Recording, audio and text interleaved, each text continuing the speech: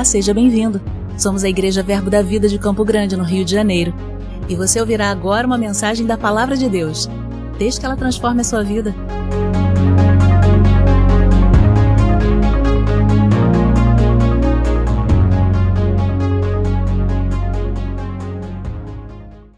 Glória a Deus, bom dia querido, graça e paz, amém? Olha para a pessoa aí que está do seu lado, fala, você está pronto? Agora, dá uma sacudidinha no cotovelo dele e pergunta, está pronto mesmo? Amém, glória a Deus, você está no melhor lugar onde você podia estar, reunido com o povo mais feliz dessa terra, amém? Dá um brado de vitória, dá um glória a Deus. Caso você ainda não tenha ciência, nós estamos no mês onde o nosso tema tem sido princípios e mandamentos. E com certeza que não cabe no mês, acho que não cabe nem no ano, a gente falar de todos os princípios e mandamentos que nós temos no Senhor. Eu já aconselho você que porventura não veio na quinta-feira porque estava trabalhando, porque estava realmente comprometido, a assistir no YouTube a nossa ministração com Rodrigo Silva, que brilhantemente explicou muito bem a diferença entre mandamentos e princípios. E é muito bom a gente entender isso. Na realidade, esse tema me foi inspirado por conta de uma pergunta de um aluno do Rema, que ele queria que eu mostrasse exatamente um versículo que dissesse o que ele tinha que fazer. E aí eu falei, olha, a Bíblia não funciona exatamente dessa maneira. Isso aí é o seu diário pessoal ou sua receita médica, amém? Mas na realidade nós temos na Bíblia alguns mandamentos e eles são bem claros, né? Não adulterarás, não matarás, né? Você tem instruções, vai amar o seu irmão como a ti mesmo, são instruções claras. Os mandamentos diz aquilo que você tem que fazer ou não deve fazer de forma clara. E como o Rodrigo bem explicou, eles são associados à aliança que nós estamos vivendo. Então, alguns mandamentos da velha aliança, como olho por olho, dente por dente, não vão estar na nova aliança, onde nós devemos amar o inimigo. Então, são mandamentos, eles estão ligados a uma aliança, aquilo que você deve ou não deve fazer de forma clara. Princípios, não. Princípios, eles estão associados como diz o nome, a um princípio, algo que você executa para ter uma determinada promessa. Então o princípio fala mais sobre causa e consequência de procedimentos e fala também, e princípios, independente disso, eles são atemporais. Os mesmos princípios de Gênesis vão terminar em Apocalipse e eles não estão associados a uma aliança determinada. Princípios são determinados e eles são eternos. Amém? Então, amém, gente? Fiquei sozinho agora, largaram minha mão. Glória a Deus. Então, você está aí, não está? Tomou café. Está vivo, forte, vigoroso. Glória a Deus, glória a Deus. Então, quando nós tratamos sobre princípios e mandamentos, mandamentos eles são muito mais claros. Então você vai olhar lá na Bíblia e não tem muito o que fazer. É aquilo e pronto, né? Então a gente vai seguir dessa forma. Princípios, eles estão associados a algo que se eu fizer, eu vou ter colheita. Se eu não fizer, eu não vou ter colheita. Então ele está associado a causa e consequência. E o Rodrigo explicou isso muito melhor do que eu. Então vai lá na quinta-feira, amém? Porque ele tem a unção do mestre. A minha não é exatamente essa, eu até ensino, mas a minha não é essa não, amém? Então eu creio que você possa deixar isso bem resolvido para você. E hoje eu quero tratar sobre um princípio para a prosperidade, amém? Eu gosto muito de prosperidade, vocês gostam? Então pega junto aí comigo, irmão. Se você não se alegar com prosperidade, eu vou mudar a administração e vou falar de outra coisa. Vou falar de uma coisa aí que talvez você não queira ouvir. Então é melhor se alegrar com prosperidade. Amém? Glória a Deus. Quem gosta de prosperidade aí? Quem crê que Deus se alegra com a sua prosperidade? Amém. E quem sabe que tem princípios para a prosperidade? Amém. E a gente vai falar hoje de um princípio para a prosperidade. Um princípio necessário no meio de outros, porque não temos um só princípio para a prosperidade. Temos vários princípios. E prosperidade, para ficar claro, talvez você que está me ouvindo pela primeira vez, que não conheça aquilo que nós pregamos, Então, entender que prosperidade, embora até envolva dinheiro, não é prosperidade, não está associado somente a dinheiro. Prosperidade é uma boa jornada, uma jornada boa, tranquila, onde você cumpre o seu propósito, tendo uma boa jornada para isso. Então, prosperidade não está associada ao que você tem, mas está associada ao que você é. Está associada à sua jornada. Porque prosperidade para alguém que tem o chamado de pregar nas nações, pode ser um avião. Prosperidade que alguém que vai ganhar a própria rua e o próprio bairro, pode ser uma bicicleta. Então, isso vai ser muito relativo ao seu propósito, ao seu chamamento, à finalidade da sua vida. Então, prosperidade não se compara. Eu não tenho a minha e a sua prosperidade. Elas não podem ser comparadas, principalmente pelo que é material. Mas prosperidade, ela é visualizada por uma boa jornada que conclui-se uma carreira, que se executa aquilo que Deus confiou a você. Amém? E nós temos um princípio para prosperidade que eu sei que você vai se alegrar muito em aprender hoje e com certeza vai praticar com facilidade. Amém? Nós vamos falar de um princípio que Paulo nos diz lá em Filipenses 4:12. Paulo diz para a gente: tanto sei estar humilhado, como também ser honrado.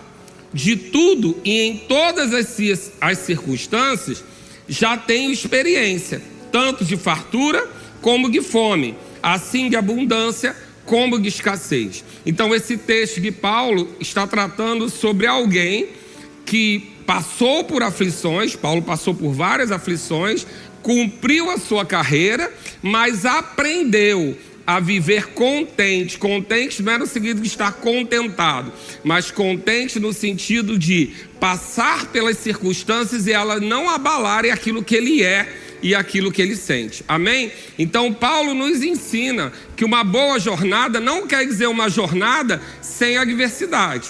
Uma boa jornada não é uma jornada sem circunstâncias. Amém? Se você quiser mesmo ficar livre de circunstância, livre de adversidade, morra. Amém? Porque lá você não vai ter problema. Agora aqui, né, enquanto estiver nessa terra, no mundo, teremos aflições. Mas a Bíblia diz: tem de bom ânimo, porque Jesus venceu o mundo. Então o que Paulo está ensinando para nós é que, independente da circunstância, sendo honrado ou humilhado, tendo fartura ou falta, tendo pobreza ou riqueza, ele estava contente, ele estava com bom ânimo. Ele aprendeu a ter bom ânimo em meio a qualquer circunstância. Amém? Então esse é um princípio que a gente deve observar para a nossa vida. Porque às vezes o que a gente não pode confundir é o que o mundo chama de felicidade. Felicidade ou paz para o mundo é a ausência de problema. Para você não. Para você a felicidade, aquilo que você vai conquistar, vai estar associado aos problemas que você resolve. A sua capacidade de passar por adversidade. Porque a sua paz é interior, não é exterior. Não é uma paz por ausências de guerra. É uma paz que no meio da guerra você não sabe explicar porque você está tão contente. Amém? Então, uma vida próspera em Deus é uma vida onde a gente passa por qualquer caminho e a gente não muda aquilo que somos, aquilo que temos e aquilo que cremos. Amém até aqui? Glória a Deus. A gente vai falar hoje sobre humildade. O princípio da humildade para prosperar. E aí eu creio que você vai se alegrar muito nessa manhã, porque humildade e prosperidade, humildade e honra, humildade e exaltação, elas estão completamente ligadas. Então nós precisamos entender que a humildade, além de ser um mandamento de Jesus, a nossa humildade também é um princípio para a prosperidade. Então eu vou ler alguns textos para você, e eu quero só que você entenda essa associação. Provérbios 15:33 vai dizer: o temor do Senhor é a instrução da sabedoria, e a humildade precede a honra. Diga comigo: humildade precede a honra. Amém? Por isso que Jesus diz claramente no mandamento que quando você chega, sente-se atrás e espere que alguém te coloque para frente. Não coloque, não é o caso que eu estou falando aqui não, coincidiu, tá, gente? Eu estou falando quando há um lugar de honra, por exemplo. Essa primeira fileira aqui é um lugar de honra para identificação dos ministros. Quem chega na igreja precisa saber onde os ministros estão. Então eles sentam aqui na frente como lugar de honra e também de identificação. Mas muitas vezes eu mesmo sou convidado para ministrar um lugar e não sei como aquela igreja se comporta. E aí eu lembro que Jesus falou: senta atrás e espera alguém te chamar. Porque eu posso chegar numa igreja e pensar que é igual aqui, sentar na frente e passar a vergonha de alguém me pedir para sair porque esse lugar é de outra pessoa. Então a gente tem alguns conceitos que a gente vai entender, que a gente não cava os nossos lugares, amém? Nossos lugares são conseguidos, mas a instrução é: a humildade precede a honra. Provérbio 18:12: antes da ruína gaba-se o coração do homem, e diante da honra vai a humildade. Provérbio 22:4: a recompensa, diga comigo, recompensa da humildade e do temor do Senhor são a riqueza, a honra e a vida. Amém? Então há uma recompensa para a humildade, porque muitas vezes a humildade nós vamos precisar exercer força para viver, nós vamos precisar colocar empenho para viver em humildade. Então existem aproximadamente 7 versículos na Bíblia associando humildade com honra. Então a gente vai ver vários textos na Bíblia. Provérbios 11:2 vai dizer que vindo a soberba sobrevém a desonra, mas com os humildes está a sabedoria. Provérbios 29:23: a soberba do homem o abaterá, mas o humilde do espírito obterá honra. E tem mais uma dezena de versículos na Bíblia correlacionando a humilhação com a exaltação. Então aquele que se humilha, aquele que é humilde, aquele que se humilha, diga comigo, aquele que é humilde é aquele que se humilha. Então diga de novo: humildade está associada à humilhação. Diga glória a Deus e se alegra. Oh, coisa boa. Então, quando a gente diz isso, a gente vai ver lá, por exemplo, em Ezequiel 21:26, que vai dizer que será assim que o Senhor Deus tira o diadema e remove a coroa. No nosso caso, o título, o cargo, a posição, o que já não será o mesmo. Será exaltado o humilde e abatido o soberbo. Tiago 4:10: humilhai-vos na presença do Senhor e Ele vos exaltará. Mateus 23:12: quem a si mesmo se exaltar será humilhado, e quem a si mesmo se humilhar será exaltado. Então repete comigo: quem a si mesmo se exaltar, consequentemente será humilhado. E quem a si mesmo se humilhar, consequentemente será exaltado. Então já pegou a dica? Posso ir embora? Já entendeu que toda vez que você se exalta, você está promovendo humilhação? E toda vez que você se humilha, você está promovendo exaltação? Amém? Porque em Cristo é diferente do mundo. Em Cristo, nós não nos posicionamos dizendo quem somos. A única pessoa que você vai dar carteirada na vida é o diabo. O diabo você vai dizer, sabe com o filho de quem você está falando? Aí você pode rodar dedo, pode soltar até o ombro um pouquinho. Amém? Do restante, prende esse ombro que ele não te ajuda em nada não, tá? Eu tenho um padrão de vida de parafusar o ombro da Chica da Silva que aparece na minha vida. De vez por outra chega uma mulher assim, vamos parafusar esse ombro, porque esse ombro vai te levar a lugar nenhum. Solta com o diabo, amém? Do restante fica com ele preso, que é garantia para a sua vida. Então nós vamos ver que essa decisão de andar em humildade, andar em humilhação, ela faz parte de um propósito de prosperidade. Porque muitas vezes tem muito crente vivendo em situação difícil porque não pode ser humilhado. Deixa eu te falar uma coisa: se você não tem condição de ser humilhado, talvez o cristianismo não seja para você. Amém? Sei que você está feliz, eu vejo a felicidade em seus olhos, a vontade de correr, mas deixa eu dizer uma coisa: a gente não é mais como a gente era. Tende em vós o mesmo sentimento que houve em Cristo Jesus. Amém? Abriu mão de glória, abriu mão de divindade para estar humilhado na terra. Então, se você quer ser exaltado como Jesus foi exaltado, você precisa se humilhar como Jesus se humilhou. Amém? A humilhação, e a gente tem que distinguir aqui uma coisa, porque quando Jesus foi humilhado com aquela coroa de espinho, ele levou a sua humilhação externa. Amém? A condição de ser humilhado por Satanás. Então ele sofreu com sangue, ele teve aquela coroa de espinhos na cabeça, recebendo a sua humilhação do império das trevas. Essa você está livre. Amém? Essa humilhação, a opressão do império das trevas, a opressão do diabo, a condenação, essa você está livre. Agora, das circunstâncias do mundo, nós ainda não estamos livres. Amém? Muitas vezes nós vamos ter que ser humilhado, aprender a passar pela humilhação para viver a exaltação. Então, pela sua animação, eu vou continuar, porque era tudo que você queria nesse domingo, aprender como ser humilhado, não é verdade? Você saiu de casa dizendo: Senhor, fala comigo. E com 5 minutos de pregação você falou: pastor, eu acho que eu vim no culto errado, era para fulano. Não, é para você mesmo, amém?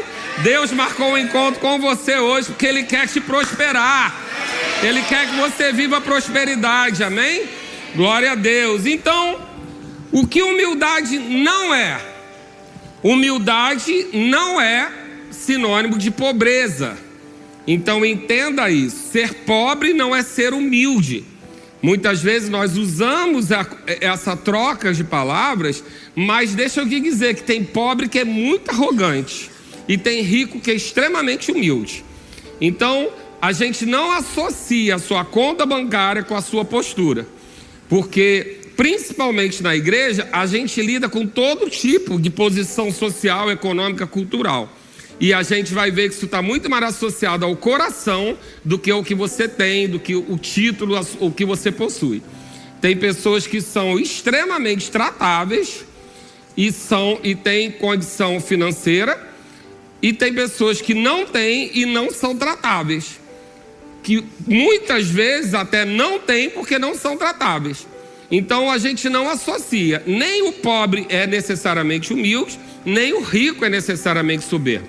Você pode ser um pobre soberbo, não deve, tá? Você pode ser um pobre soberbo e pode ser um rico humilde. Uma coisa não está associada à outra. E nem Jesus tem problema com riqueza, amém? Jesus lidava muito bem com os ricos. Jesus foi sepultado no túmulo de um rico, porque ele era um dos associados a Jesus. Jesus era mantido por mulheres que tinham boas condições. Jesus não tinha problema em lidar com o rico, nem condenava isso. Às vezes a gente fica associado por causa daquele jovem, mas aquele jovem, o que é importante você considerar é que Jesus chamou 12, e os 12 seguiram eles. Amém? Ele falou para Pedro: larga tudo e me segue. Ele falou para Mateus: larga tudo e me segue. A questão é que aquele jovem era para ser o 13º ou 12º da época. Jesus não falou para Zaqueu: larga tudo e me segue. Zaqueu era rico. Jesus não falou para aquele endemoniado de Gadareno, quando ficou livre: larga tudo e me segue. O que a gente deve entender é que aquele jovem recebeu um convite muito especial, desejável, mas o Deus dele era a riqueza. Mateus tinha uma excelente condição no ofício que ele tinha, mas Jesus falou: larga tudo e me segue. Então aquele jovem foi convidado para um lugar de honra, mas por conta da soberba da vida, de estar preso ao que tinha, ele não abriu mão e perdeu a condição de estar com Jesus. Quando eu digo 13º ou 12º, me perdoa, porque eu nunca fiz a conta não, amém? Pode ser que ele fosse o 10º, eu não sei que caminho ele estava lá, mas ele teve o convite que os outros 12 tiveram. Só que ele não largou. Então Jesus não disse para Zaqueu: larga tudo e me segue. Então esse larga tudo e me segue é um convite especial. Por isso que eu falo tanto aqui na igreja que eu não convido ninguém para fazer tempo integral na igreja. Nunca convidei. Josias sabe, Tiago sabe, Diogo sabe, eu nunca convidei, porque esse convite quem faz é Jesus, querido. Eu não vou bancar. Jesus pode bancar. Jesus pode dizer: vai com uma sandália, não vai te faltar nada. Eu não tenho essa condição ainda. Sei nem onde eu vou estar amanhã. Então eu não falo. Mas se Jesus falou, como falou para Josias, como falou para Tiago, e foi 1 ano para me convencer, aí é diferente. Então esse jovem estava nessa condição: larga tudo e me segue. Então não era o fato dele ser rico que tornava problemático. Ele não entendeu em qual conjuntura ele estava. Então é muito importante a gente entender que Jesus não tinha nenhum problema com o rico. Amém? Porque isso não fazia dessa pessoa soberba. A questão de Jesus era associado ao fato do coração. Então, quando a gente fala sobre ser humilde é ser pobre, a gente tem que tomar cuidado com isso. Porque isso foi uma arma usada pelo diabo para enfraquecer a igreja durante muito tempo. Porque você achava que a igreja não podia ter ar-condicionado, não podia ter cadeira acolchoada, que pastor tinha que andar de carroça, que pastor não podia se vestir bem. Por quê? Porque o diabo dizia que só era humilde o suficiente se tivesse necessidade. Porque para ele interessa que a gente seja pobre. Quanto mais pobre a gente for, menos chance de ir para a televisão.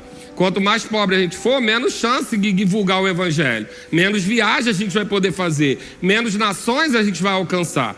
Então a gente achava normal o dono da boate ter carrão, roupa boa, a boate ser bonita, acolchoada, tudo bonito, para fazer o serviço do diabo. Adultério, venda de drogas, de bebidas, tudo acontece em algumas boates. Mas a gente acha normal o dono da boate ser rico. Agora o da igreja, que resolve o adultério, que resolve para tirar do vício, que reconstrói a família, a gente achava que tinha que andar de carroça. Porque inventaram isso na nossa cabeça. Não é verdade? A gente tinha que ser franciscano. E nada contra franciscano não, porque se é o chamado dele, eu respeito e acho muito bonito. Mas Deus não me chamou para isso. Amém? Então naquilo que Deus não disse para deixar, ou que não seja contrário à palavra, eu não preciso fazer. A Bíblia não ensina, né, que a gente deva viver em tal condição. Não vou entrar muito nesse caminho não, que eu vou me perder. Mas o que você precisa entender, a Bíblia não diz que você precisa ser pobre para ser humilde. Pelo contrário, a Bíblia diz que Jesus levou sobre ele toda a maldição para que você recebesse a bênção de Abraão.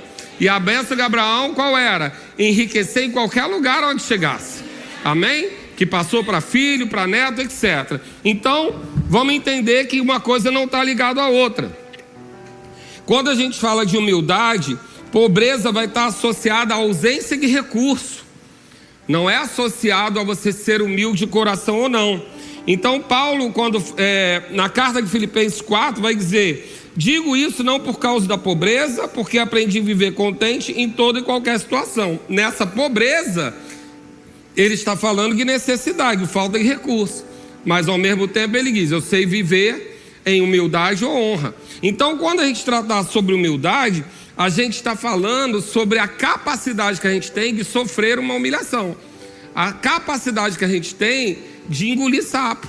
A capacidade que a gente tem de não abrir mão de um propósito por conta de uma ofensa. A capacidade que a gente tem de se colocar os outros como superiores a nós mesmos. Isso é humildade. É uma coisa simples, fácil, se a gente recebe informação do mundo? Não é. E ninguém aqui vai poder dizer, né, eu sou mais humilde, porque isso já é soberba. Amém? Então, quando a humildade, ela é praticada. É algo que você precisa policiar. Então, existem temperamentos meus, ensinamentos que eu recebi, que eu preciso me exercitar. Muitas vezes, por conta das tarefas do dia, dos afazeres, eu posso ser impaciente com alguém na rua, alguma coisa, e eu preciso lembrar quem eu represento. E eu tenho que segurar minha onda para entender a realidade de cada pessoa. Então, o que é ser humilde? Alguns significados que vão ajudar você a entender. Humilhação é o efeito de se humilhar. Humilhar é tornar-se humilde. E o que é humilde? Que expressa ou reflete deferência ou submissão. Então, consequentemente, o ato de ser humilde está associado à possível humilhação. E a gente tem que entender que Deus tem um propósito para a igreja nessa terra. E nós estamos à beira de uma geração, eu costumo brincar que a igreja tem gerações distintas, né? Então nós vamos ver os 12. Quem eram os 12? Os 12 eram os improváveis. Os 12 primeiros eram pessoas completamente improváveis. Um de temperamento muito rude, outro de temperamento difícil, outro um cobrador de impostos. Improvável. Deus chama improváveis, mas não quer dizer que ele não chama prováveis também. Porque Paulo estudou aos pés de Gamaliel. Paulo falava línguas, Paulo era um homem culto. Ele estava fora do foco, mas ele era alguém chamado à proeminência. Paulo foi criado para ser proeminente, diferente de Pedro, que era um pescador e virou proeminente. Então nós temos os improváveis de primeira leva, nós temos a segunda leva, que é a leva que sai acrescentando, mas chega a um ponto onde Deus precisa de Paulos, pessoas formadas, pessoas preparadas, jovens como Daniel, jovens como José, que podem entrar nos palácios. Então, quando Paulo recebe, ele vai falar com reis e gentios. Por que é ele que é escolhido para falar com o rei? Porque ele tinha condição, querido, de chegar e falar com o rei e o rei entender ele, respeitar ele. Então nós temos que entender que todas as três gerações são muito relevantes. A geração dos improváveis é fantástica. Aquele testemunho, né? Eu era drogado, eu era prostituído, eu batia na minha mulher e agora eu conheci Jesus. Glória a Deus, testemunho lindo. Mas também vai ter aquele que nasceu no berço cristão, estudou nas melhores escolas e vai converter os reis. E nós precisamos disso, nós precisamos de músicos cristãos. Não somente adoradores, mas músicos cristãos. Nós precisamos de jogadores de futebol cristão. Nós precisamos de médicos, nós precisamos de advogados. Nós precisamos de alunos em faculdade pública cristão. Porque a faculdade pública é que forma os formadores de opinião dos seus filhos. E aí a igreja tira de lá o jovem cristão que poderia influenciar a faculdade, entrega a faculdade ao mundo e depois vai reclamar que o professor lá do fundamental está ensinando coisa errada para ele. Você tirou o jovem da universidade. Como é que a universidade vai conhecer Jesus? Se a gente não tem mais formadores de opinião, porque fazer faculdades humanas agora virou um problema. Querido, vai ser sempre, mas deixa eu falar, se verdadeiramente for nascido de novo, vai fazer psicologia, vai fazer história, vai fazer o que for e vai alterar o destino. Se perdeu lá é porque não estava convencido de quem era. Amém? Então a gente tem que tomar cuidado com isso, porque Deus está convocando uma geração de Paulos, que precisam estar em lugares de proeminência. Tem que estar na política, sim, tem que estar nas faculdades, tem que estar no ensino superior. A gente precisa ter, porque senão a gente vai perder a voz. Isso não é humildade, amém? Isso é, na realidade, eu me escondo para não me perder. E aí depende da sua fase. Se você está numa fase onde você não está certo de quem você é, e glória a Deus pelo Rema com 16 anos, glória a Deus, porque fazer Rema com 16 anos antes de entrar na faculdade é maravilhoso. No início eu era contra, da minha cabeça, eu pensava, mas 16 anos não tem maturidade. Realmente, pode ser que não pegue todos os dados do Rema como alguém mais maduro, mas em compensação vai chegar lá na faculdade, quando o professor disser Deus é isso, Deus é aquilo, levanta o dedo e fala, não é não. Amém? Porque vai saber o que está fazendo. Amém? Deixa eu voltar para cá que eu posso me perder. Mas eu quero só dizer para você que há expectativa de Deus de uma geração de Paulos, filhos formados aos pés da palavra. E nós devemos dar a devida importância para isso, sem confundir que isso é falta de humildade. Amém? Humildade vai estar associada à confiança que você tem em Deus. 1 Pedro 5, a partir do 6 vai dizer, humilhai-vos, portanto, sob a poderosa mão de Deus, para que Ele, em tempo oportuno, vos exalte, lançando sobre Ele toda a vossa ansiedade, porque Ele tem cuidado de vós. Querido, está chegando um tempo onde a gente vai ter que perder a vergonha de se ajoelhar para Deus, para que a gente fique de pé diante dos homens. Mas a gente, sem querer, o se ajoelhar, o se render, o se inclinar a Deus, ficou uma coisa antiga. Não, querido, isso é reverência. Melhor você ajoelhar para Deus e ficar erguido diante dos homens, do que erguido diante do Deus e ter que se ajoelhar para os homens. É importante a gente entender isso. Essa humilhação, essa rendição, essa capacidade de se colocar abaixo do outro, que a gente deve fazer para Deus. Que a gente deve dizer, Senhor, até aqui fui eu, mas eu não consigo ir além daqui. Senhor, eu reconheço que eu mesmo não faria isso. Senhor, eu reconheço a minha dependência, eu reconheço a minha fraqueza, eu estou aqui, eu me humilho diante da sua mão. Esse se humilhar não é entristecer, você não é o vermezinho de Jacó, amém?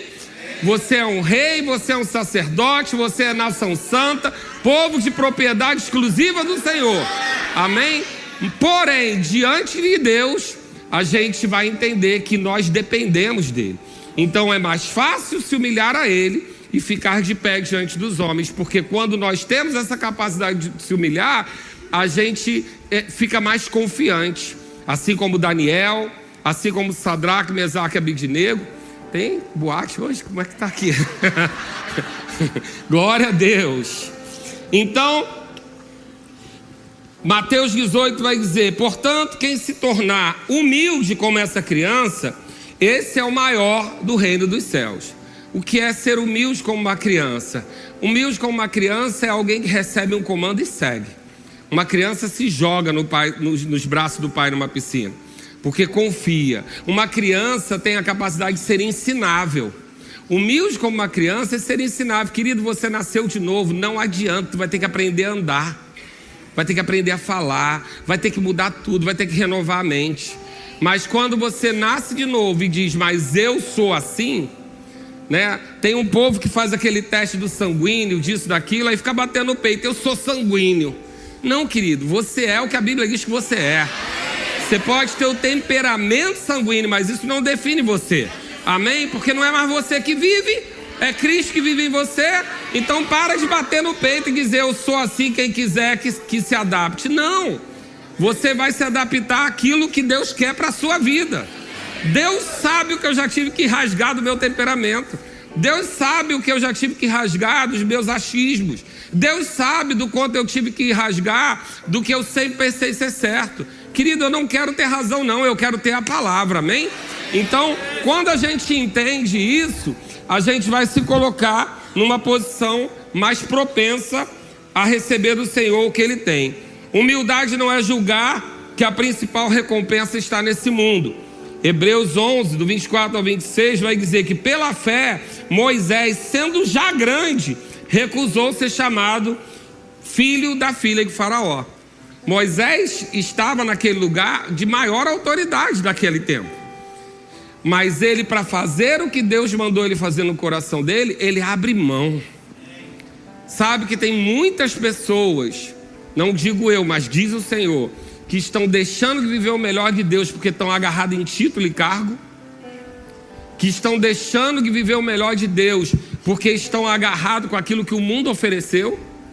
Querido, julga isso tudo, como Paulo diz, como esterco, amém? Títulos e cargos não vão funcionar na sua vida cristã necessariamente. É bom, se você estudou, correu atrás, ganhou o diploma, passou no concurso, usufrua disso, não tem problema. Mas quando Deus disser, como falou para aquele jovem rico, deixa tudo e me segue, querido, fica no centro da vontade de Deus, amém? Fica no centro da vontade de Deus e cuidado com o falso orgulho.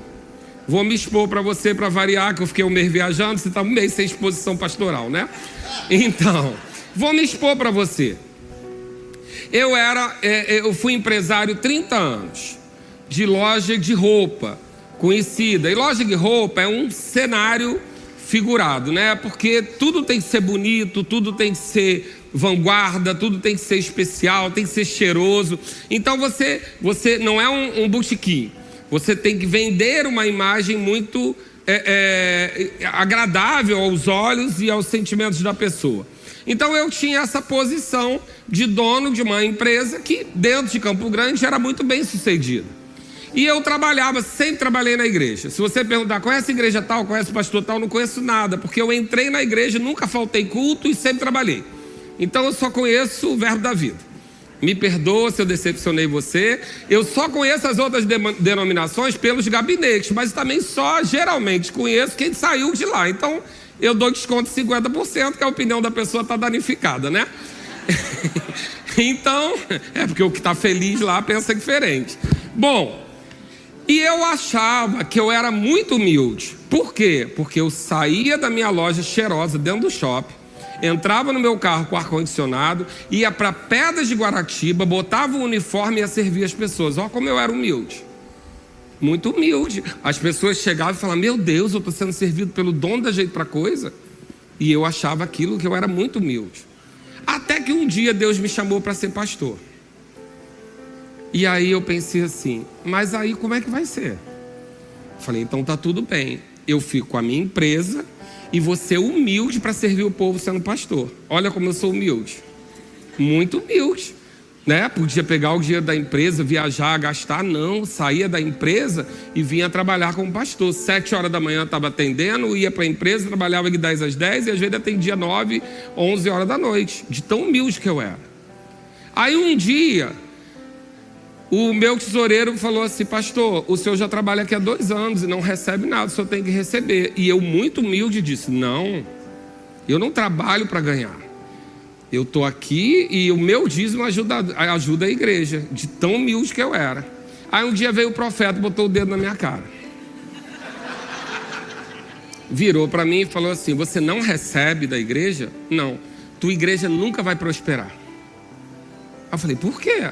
Ele, porque tu está criando um povo débil, que não sabe honrar o sacerdote. E se esse povo não tem oportunidade de honrar o sacerdote, eles nunca vão prosperar. E aí, eu muito humildemente falei, tesoureiro, vê um valor simbólico para o povo prosperar. E aí, eu fiquei com aquele valor simbólico. E aí, a tesouraria da igreja começou a perguntar, pastor, o senhor não está dando conta das duas coisas. Vai chegar um tempo que o senhor vai ter que escolher. Vê para mim quanto é a sua necessidade financeira para a gente começar a crer. Eu fiz as contas humildemente daquilo que eu precisava para viver. Não era para vida abundância, não. Para viver. E aí passei para a tesouraria e aos poucos foi crescendo. Quando aquilo começou a chegar na minha mão, eu muito humilde falei assim, então vou fazer o seguinte, eu trabalho, tenho meu salário para viver e o dinheiro que entra da igreja vai ser para coisas extras, porque eu não contava com ele. E aí comecei a fazer coisas extras, reforma na casa, etc, etc. Veio o profeta de novo. O mesmo, tá? Botou o dedo na minha cara e falou assim, até quando você vai dizer para Deus que Ele não é capaz de te sustentar? Chora comigo, irmão. A Bíblia diz que quando um é honrado, todos se alegram. E quando um é envergonhado, todos...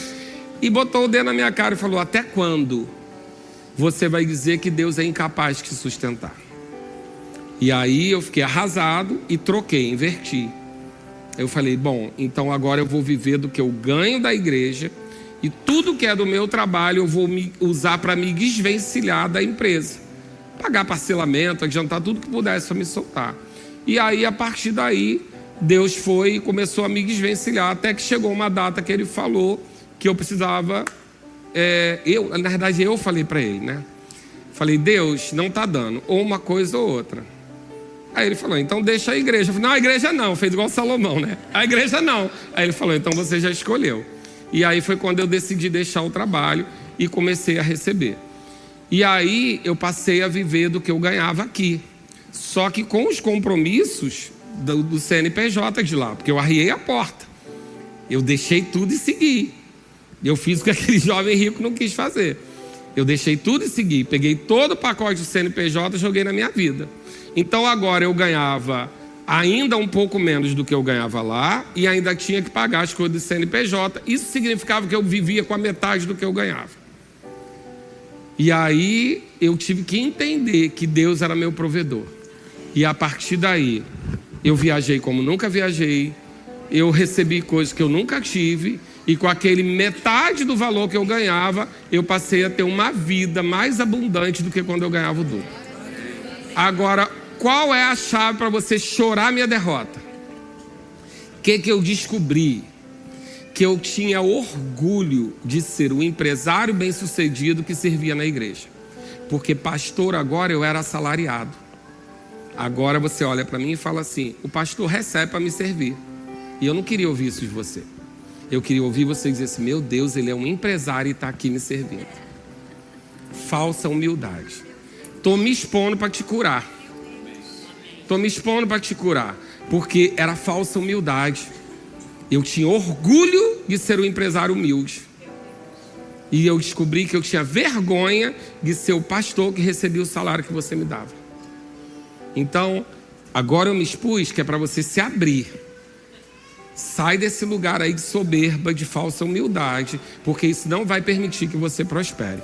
Amém? E pode ser que você encontre Jesus já ali fora e ele diga: larga tudo e me segue. Deixa eu te dar o final do testemunho.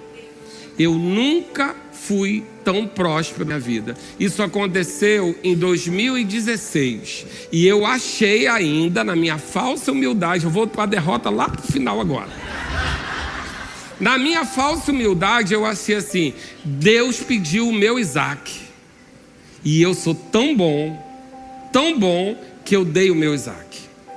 Porque a gente pensa que quando Deus pede algo, Ele está pedindo sacrifício. Deus não precisa do meu sacrifício. 2016 eu fechei aquela loja. 17, 18, 19, 20. Onde eu estaria em 2020? Dentro de um shopping. O que aconteceu em 2020? Pandemia. Deus pediu sacrifício ou me deu livramento? Olha o que a minha falsa humildade podia me tirar. 2020 eu estava aqui dentro de uma igreja que cresceu no meio da pandemia, ao invés de estar dentro de um shopping com as lojas fechadas. Deus me pediu sacrifício ou me deu livramento? Deus está pedindo sacrifício para você ou está querendo te dar um livramento que Ele conhece teu futuro? Então deixa eu te dizer uma coisa: se humilha diante da mão dEle. Se permita ser humilhado diante da mão dEle, porque a promessa dEle é que se você for humilhado, você vai ser exaltado. Levaram 4 anos para eu entender isso. Mas quando chegou a pandemia e eu ia nos shoppings e via aquele monte de loja fechada, eu falava: meu Deus, eu achei que eu estava sacrificando pelo Senhor. E o Senhor só estava guardando a minha exaltação. Porque em 2020 eu trabalhei igual um louco aqui. Nunca trabalhei no shopping igual daquele jeito. Que eu encontro com gente que fala: deixou o comércio, está descansando, né? Dá vontade de bater. Não, 2020 a gente trabalhou igual um louco. Mas querido, no meio de uma pandemia, essa igreja, no primeiro mês teve uma baixa de 10% da entrada. Primeiro mês do susto. Igreja fiel e crescimento, a gente no YouTube, gente chegando. Por quê? Porque eu estava no lugar que Deus mandou. Então me expus aqui para você não achar que eu estou falando de algo que eu não conheço. Não tenho tempo. Depois eu dou outro testemunho sobre humilhação para vocês, porque vai edificar a vida de vocês, amém? Mas humildade e sujeição são princípios para a gente prosperar. Abre lá em Efésios 5, 15. Versículo 15 diz: portanto, vede diligentemente como andais, não como necios, mas como sábios, usando bem cada oportunidade, porquanto os dias são maus. Por isso, não sejais insensatos, mas entendei qual seja a vontade do Senhor. E aí eu vou abrir um parênteses que o Espírito Santo está me cutucando aqui. Querido, se Jesus te chamar, vá. Mas se Jesus não te chamar, não inventa, em nome de Jesus, amém? Para depois jogar na conta dele. Se ele não disse para você deixar tudo e seguir ele, fica onde você está e continua fazendo o que está na sua mão, amém? Fecha parênteses do Espírito Santo, volta para cá. E não vos embriagueis com vinho, no qual há devassidão, mas enchei-vos do Espírito. E aí a gente conhece, falando entre vós com salmo, hino, cântico, cantando e salmodiando ao Senhor, no vosso coração, sempre dando graça por Deus o Pai, em nome do nosso Senhor Jesus Cristo. Tudo isso a gente conhece, mas o texto não acaba aqui. Depois ele diz: sujeitando-vos uns aos outros no temor de Cristo. E deixa eu te contar, a partir desse versículo, ele não ensina nem um salmo, nem um hino, nem um cântico, nem uma ação de graça. Ele só vai ensinar o resto do capítulo inteiro e o próximo capítulo como se sujeitar. Quer ser cheio do Espírito Santo? Aprenda a se sujeitar. Dá um glória a Deus. Quer ser cheio do Espírito? Se sujeita. Se sujeita à autoridade. Se a mulher se sujeita, seja submissa ao seu marido. O marido se sujeite de morrer pela sua esposa e pela sua família. Filho, obedeça aos pais. Pais, não irritem seus filhos. Aí ele vai ensinar tudo o que você tem que fazer para ser cheio do Espírito Santo. Mas tu vai lá para o livro do Salmo e só quer aprender o hino e o cântico. Não, lê o resto aqui de Efésios, que vai te dizer que se você não se sujeita, você não se enche do Espírito. Aí você não entende por que dizima, vem no culto, adora, etc. e a vida não prospera. Por quê? Porque você não está se sujeitando. No trabalho ao seu patrão como se fosse ao Senhor. Ao seu marido como se fosse ao Senhor. A sua esposa como se fosse a igreja. Quando a gente pega esse como se fosse, é o pulo do gato. Eu ensino isso em família cristã. O pulo do gato é esse. Meu marido não merece, mas eu não estou fazendo para ele, estou fazendo para Jesus. Minha mulher não merece, mas Deus mandou tratar ela igual a igreja. Igual Jesus trata a igreja. Se você não trata a sua mulher como Jesus trata a igreja, você está fraco. Se você não trata seu marido como a igreja trata Jesus, você também está com um problema. Então o segredo é como ao Senhor. Meu patrão é um chato, eu sirvo a ele como ao Senhor. Eu olho para o traste e penso, é Jesus. Vou fazer para Jesus. Queria dar um bico nele, mas eu vou considerar que é Jesus. Vou fazer o serviço acima do que ele me pediu. Porque o como ao Senhor é o que muda a nossa vida. Porque aí não interessa a sua posição, não interessa o seu título, não interessa o seu cargo, porque diante de Jesus você vai ser sempre o menor. Então faça como ao Senhor. Ah, meu pastor é chato, é grosso. Faça como ao Senhor. Hashtag fica a dica. Amém? Faça como ao Senhor. Por quê? Porque do Senhor não tem possibilidade de haver ingratidão, esquecimento, decepção. Do Senhor não tem, de mim tem, do seu marido tem, da sua esposa tem. Faça como ao Senhor e espere dele a retribuição. Amém? Mas a humildade ela é o contrário da soberba. Tiago 4 vai dizer, Deus resiste a soberbos, mas dá graça aos humildes. E ele conclui dizendo no versículo 10, humilhai-vos na presença do Senhor e ele vos exaltará. Humilhar vai estar sempre associado à exaltação. Aquele que se exalta será humilhado, aquele que se humilha será exaltado. Lucas 14, versículo 11, diz como princípio, pois todo que se exalta será humilhado, e que se humilha será exaltado. Mateus 23 vai dizer, a quem a si mesmo se humilhar, será exaltado. A autoexaltação não combina com o modo de Deus. 1 Coríntios 13 vai dizer no versículo 4 que o amor é sofredor, é benigno, não é invejoso, e o amor não se vangloria, não se ensoberbece. Amém? Então nós devemos entender que a humildade, a humilhação faz parte da vida cristã. Porque às vezes você perde uma pessoa por causa da incapacidade de se humilhar. E aí perde para o diabo, porque o diabo já sabe da sua soberba. Aí ele vai lá na ferida e fala o que ele não gosta. Ó, eu, por exemplo, eu odeio que alguém faça assim com a mão para mim. Detesto. Eu tenho que contar até 1000. Se a pessoa está falando, fala assim, eu quero voar. O diabo já sabe. Eu já sei. A pessoa não sabe, mas eu sei, o diabo sabe. Eu vou continuar caindo nesse truque? Não vou. Hoje a pessoa faz assim, aí eu penso aqui dentro, é truque do cão. E não caio mais. Eu já caí, já mandei calar a boca, já queria partir para cima, porque é o que me agride, o desdém. Esse desdém me agride. A pessoa está falando e fazer assim. Mas hoje eu já sei. Se eu já sei, eu vou cair no que eu já sei? Claro que não, eu sou burro. Amém? Então quando a pessoa faz hoje, antigamente me ofendia, hoje o que eu faço? Não, querido, você está confundindo. E está tudo bem, porque eu não vou abrir mão da minha herança por causa de um prato de lentilha que me incomoda. Amém? Então quando a gente tratar sobre esse poder de humilhação, essa capacidade de humilhação, a gente tem que entender que não pode ter expectativa de ser exaltado em Deus se a gente não está preparado para se humilhar quando necessário. Querido, vai ter circunstância, você vai lembrar de mim, da minha voz, que você vai ver algo que era seu, você recebeu uma promessa na igreja do irmão, e aí o diabo vem e levanta alguém para tirar de você isso, e você cai porque não se humilha. Querido, deixa eu dizer uma coisa. Eu trabalhei no comércio. O que eu vou dizer não é um princípio, amém? É um testemunho natural. Mas quem trabalha no comércio, a gente aprende a olhar para o ser humano e pensar na venda. Porque assim, tem demônio para tudo quanto é lado. Tem demônio do Dia das Mães. De manhã cedo, a mulher vai trocar o presente porque o marido comprou com a vendedora bonita. É fato, aquilo já é comum. Dia de Natal, 23 de dezembro, dia que você mais vende, alguém vem fazer uma troca de uma roupa que ganhou em agosto.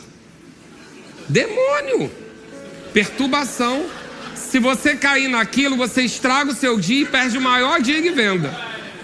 E aí o que a gente fazia? Eu já reunia a galera de manhã e falava: gente, a armadilha vai chegar daqui a pouco. 30 anos, gente, a gente aprende. Então o que a gente vai fazer?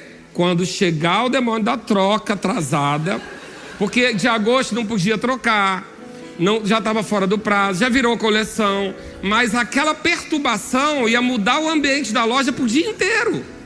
Então o que a gente fazia? Toma esse prejuízo e vamos vender muito. Esse é um princípio natural, amém? Esquece isso, não sai repetindo por aí não. Mas o que eu tenho que pensar espiritualmente? Eu tenho uma promessa de Deus. E para eu chegar nesse lugar da promessa, o diabo vai se levantar. E ele vai usar alguém que conhece exatamente a minha fraqueza. E aí quando ele levantar, eu vou sentir vontade de voar em cima. O que eu vou lembrar? Da promessa. Eu vou falar: eu não vou abrir mão da minha promessa por causa de uma cilada dessa. Sabe o que eu faço? Me humilho. Pastor aquela pessoa que merecia um bico. Eu me humilho, porque eu digo para ela: diabo, você não vai roubar minha promessa. Você quer me humilhar? Deixa eu te falar, tu não vai ter nem chance. Eu me humilho primeiro. Sabe por que essa igreja está de pé hoje? Porque eu passei um ano inteiro me humilhando. Porque quando Deus mostrou para mim os demônios que estavam agindo para dividir a igreja, ele me deu a instrução: se humilha. Foi um ano de humilhação.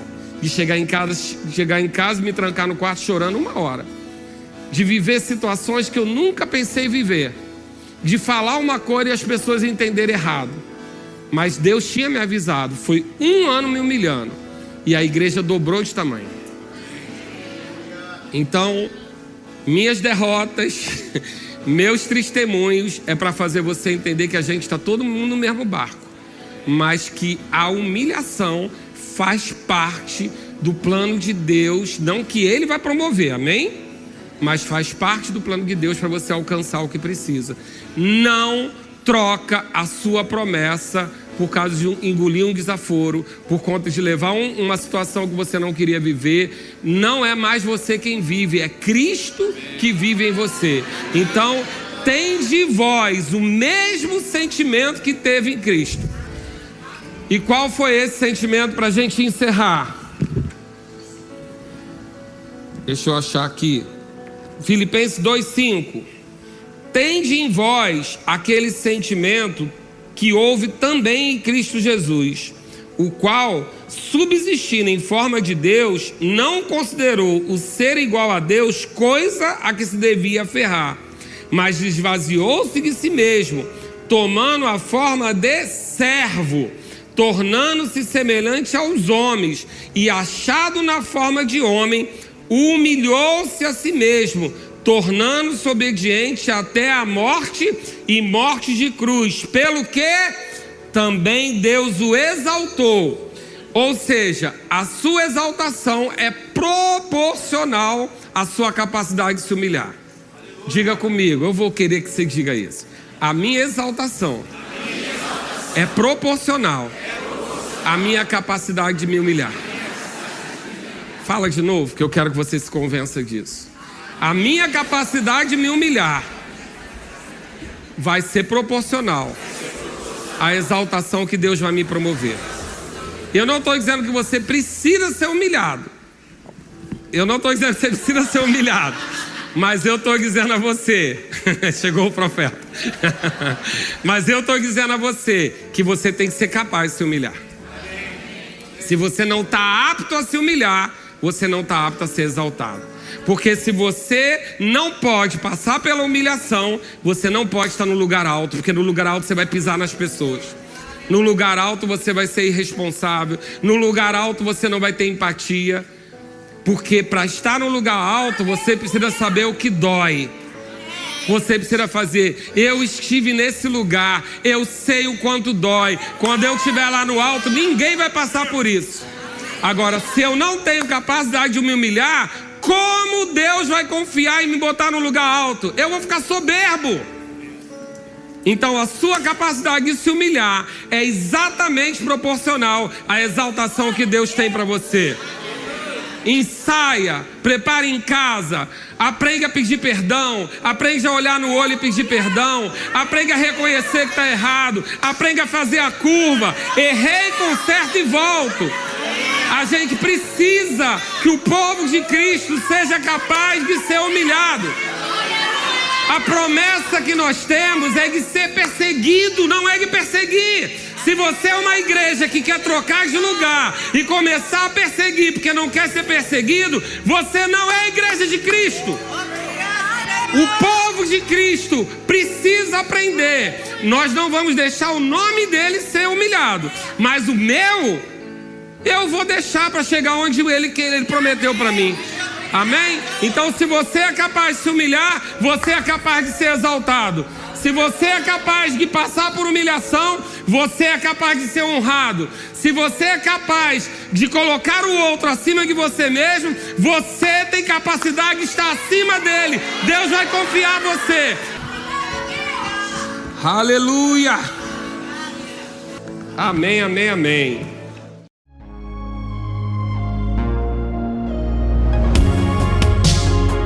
Ouça outras ministrações em nosso site verbodavida.com/Campo Grande RJ. Nos acompanhe também em nossas redes sociais, Facebook, Instagram e YouTube. Seja abençoado na prática dessa palavra.